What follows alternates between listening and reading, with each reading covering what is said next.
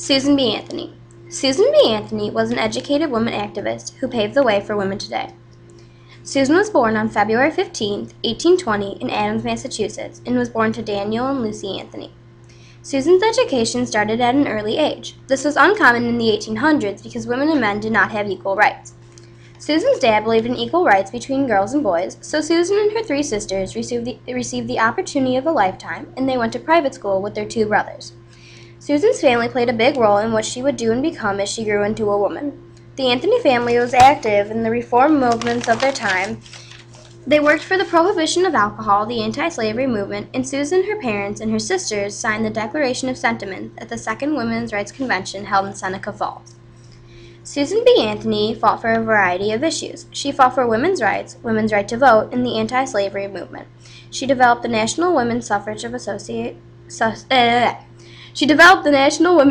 Association. She also went door to door asking people to sign petitions for equal rights. In the election of 1871 and 1872, 150 women in 10 states tried to vote because they were encouraged by Anthony. Even though they were arrested and lost that battle, it was a big step for women's history, showing dedication and determination for what you deeply believe in. Today, we can still see Anthony's followers following in her footsteps.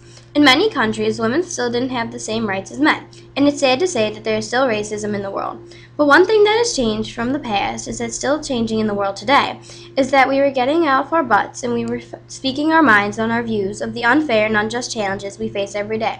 And things are just changing in the world, but the first step for change is starting with that, our woman and the man in the mirror.